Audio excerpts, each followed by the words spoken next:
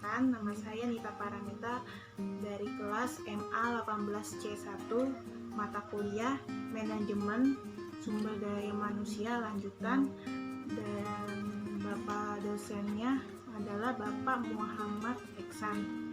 Di sini saya akan mempresentasikan tentang komunikasi kerja. Nah, komunikasi kerja ini sangat berperan penting bagi organisasi maupun perusahaan. Nah, komunikasi kerja ini merupakan informasi baik secara verbal maupun non-verbal untuk mencapai pengertian dan penerimaan. Jadi, kita tahu di dalam perusahaan pasti komunikasi kerja itu sangat berperan penting lah. Pokoknya kita tahu informasinya gitu dalam produktivitas kerja. Jadi itu harus diterapkan di lingkungan kerja, di organisasi dan juga perusahaan. Nah, saya di sini akan menjelaskan tentang teori komunikasi kerja. Teori komunikasi kerja menurut para ahli. Nah, menurut Bapak Tehani Handoko, komunikasi adalah proses pemindahan pengertian dalam bentuk gagasan atau informasi dari seseorang ke orang lain.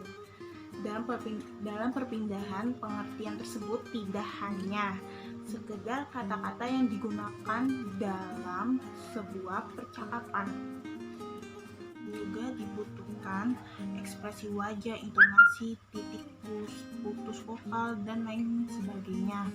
Menurut Kans dan Kahn dalam Rahmat halaman 200, komunikasi adalah suatu proses tukar-menukar informasi dan transmisi dari suatu arti, dan semuanya itu merupakan sesuatu yang sangat penting di dalam suatu organisasi. Jadi dari beberapa pendapat di atas dapat disimpulkan bahwa komunikasi merupakan proses penyampaian pesan dari seseorang komunikator kepada komunikan, atau pengirim pesan dari suatu pihak kepada pihak lain untuk mendapatkan saling pengertian. Sebuah komunikasi yang efektif membutuhkan kontak mata, ekspresi wajah, postur tubuh, dan penampilan fisik secara eksternal. Nah, di sini saya akan menjelaskan kontak mata. Kontak mata adalah hal yang harus dilakukan dalam berkomunikasi. Orang akan merasa diperhatikan ketika orang berbicara saling bertatap mata. Ini dapat diartikan bahwa mata bisa dijadikan sebagai media untuk memperjelas informasi yang disampaikan. Dengan melihat mata, orang akan merasa bahwa dirinya tidak diabaikan. Ekspresi wajah. Ekspresi wajah adalah arti dari sebuah ekspresi mencoba mengungkapkan atau ingin memberitahu sesuatu hal dengan tanpa berbicara. Akan tetapi orang mengerti dalam komunikasi ekspresi wajah sangat menentukan jelas tidaknya suatu pesan. Dengan ekspresi, contohnya nih, dengan ekspresi wajah mengangguk, berarti itu tandanya dimengerti. Kalau tandanya tersenyum, berarti orang itu senang atau gembira.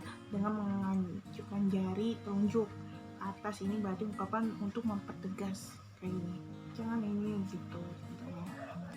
Postur tubuh. Setiap gerak-gerik tubuh bisa menjadikan sebuah tambahan dalam komunikasi secara efektif. Kondisi atau keadaan tubuh bisa menimbulkan penilaian seseorang ketika pertama kali bertemu, seperti hanya ungkapan.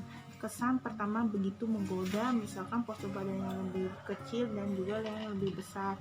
Bila sama-sama dipandang postur yang lebih besar, itu tandanya itu orangnya kuat, bisa gitu, kesan perkasa dan dalam dihormati begitu. Yang kecil ya bisa juga kuat gitu. Selera berbusana. Busana tuh bisa berpenampilan mencerminkan kepribadian seseorang. Contoh, orang berpenampilan menarik, bersih, rapi, seseorang akan mengambil kesimpulan bahwa dia orang baik, padahal bisa jadi adalah seorang koruptor, tetapi beda dengan penerima acak-acakan apa adanya dengan sobek-sobek, maka orang akan memandang bahwa dia seseorang preman, padahal bisa jadi adalah anak teater gitu. Dari contoh yang diuraikan tersebut menandakan bahwa begitu berartinya busana dalam menimbulkan sebuah kesan. Dengan berbusana yang menarik, orang akan lebih tertarik sehingga pesan yang disampaikan akan mudah diterima. Menurut Saul W. Gellerman, komunikasi bisa disebut efektif jika suara pesan yang pertama diterima oleh pendengar yang dimaksud, yang kedua diinterpretasikan dengan cara yang pada dasarnya sama oleh penerima dan si penerima, yang ketiga diingat dalam jangka waktu yang cukup lama dan digunakan jika timbul keadaan yang tepat. Dari keempat unsur ini penting sekali, dan jika salah satu tidak ada maka komunikasi tidaklah efektif. Nah, di sini saya akan menjelaskan tentang prinsip dasar yang harus diperhatikan dalam komunikasi. Prinsip dasar dalam komunikasi dapat dirangkum dalam satu kata, yaitu REACH. R-E-A-C-H. Respect, empathy, audible, clarity, humble. Respect merupakan sikap hormat dan sikap menghargai terhadap lawan bicara kita. Dengan sikap ini kita belajar untuk berhenti sejenak agar tidak mementingkan diri kita sendiri, akan tetapi lebih mengutamakan kepentingan orang lain. Dengan informasi yang telah disampaikan, kita berusaha untuk memahami orang lain dan menjaga sikap bahwa kita memang butuh akan informasi tersebut. Yang kedua, empati, yaitu kemampuan kita untuk menempatkan diri kita pada situasi atau kondisi yang dihadapi oleh orang lain. Dalam hal ini, kita berusaha untuk memahami sikap seseorang serta ikut dalam kondisi yang sedang dialami seseorang tersebut, sehingga hubungan emosional pun akan lebih mudah terjalin. Biasanya, orang akan lebih senang berkomunikasi dengan orang yang bisa membuat perasaannya nyaman. Arti nyaman di sini adalah lebih pada perhatian dengan pengertian seseorang dalam memahami sikap orang lain. Yang ketiga, audible. Audible ini bermakna antara lain dapat didengarkan atau dimengerti dengan baik. Kunci utama untuk dapat menerapkan hukum ini dalam mengirim pesan adalah: yang pertama, buat pesan Anda mudah dimengerti. Yang kedua, fokus pada informasi yang penting. Yang ketiga, gunakan ilustrasi untuk membantu memperjelas isi dari pesan tersebut. Yang keempat, taruhlah perhatian pada fasilitas yang ada di lingkungan sekitar Anda. Yang kelima, antisipasi kemungkinan masalah yang akan muncul. Selalu menyiapkan rencana atau pesan cadangan atau backup gitu. Yang keempat nih, clarity. Clarity adalah kejelasan dari pesan. Dibutuhkan adanya simbol atau isyarat, bahasa yang baik, penegasan kata tersebut. Yang kelima, humble adalah sikap seperti ini berarti juga tidak sombong, karena dengan kerendahan hati seseorang akan lebih menghargai seseorang baik sikap, tindakan, serta perkataannya. Dengan sikap seperti ini juga akan lebih mengutamakan kepentingan orang lain daripada kepentingan diri sendiri, karena sikap ini lebih kepada bagaimana memahami orang lain, bukannya bagaimana orang lain memahami kita. Kemampuan dan keterampilan dalam komunikasi, di sini akan saya menjelaskan kemampuan dan keterampilan dalam komunikasi nih. Nah, kemampuan dari yang pertama, kemampuan dalam menyampaikan pesan. Intention artinya perhatian, artinya bahwa pesan harus dirancang dan disampaikan sedemikian rupa sehingga dapat menumbuhkan perhatian dari komunikan. Misalnya seseorang pimpinan memulai dahulu dengan mengajak berbincang-bincang secara santai dan dengan karyawannya, tersenyum, menanyakan kesehatan dan sebagainya sebagai cara untuk menarik perhatian.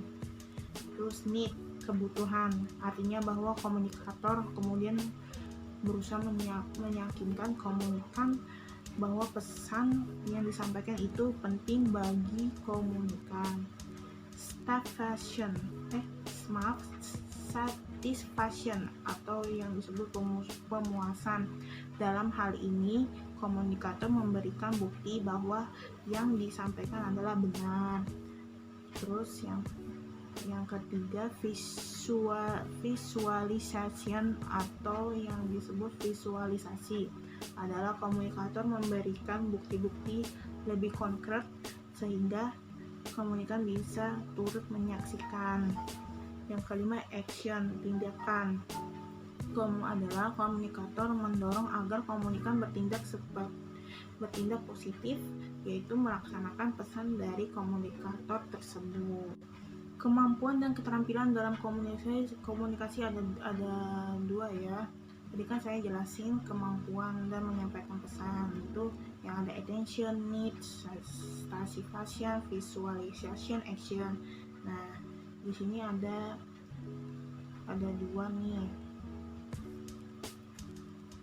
Tuh.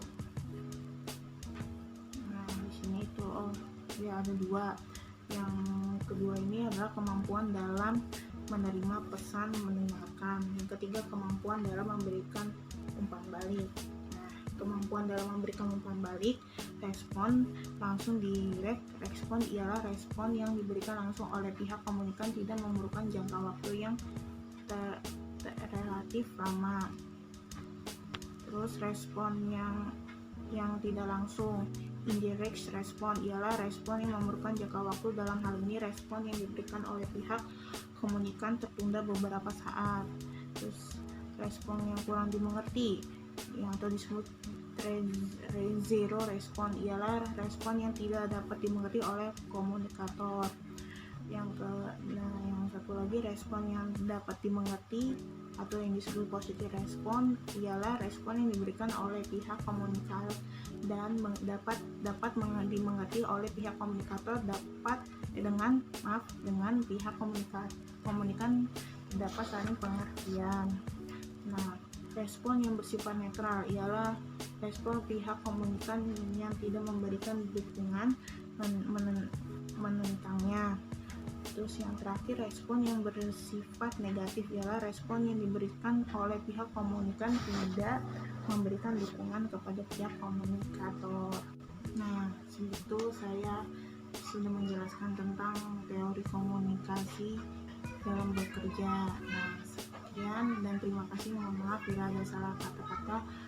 Wassalamualaikum warahmatullahi wabarakatuh.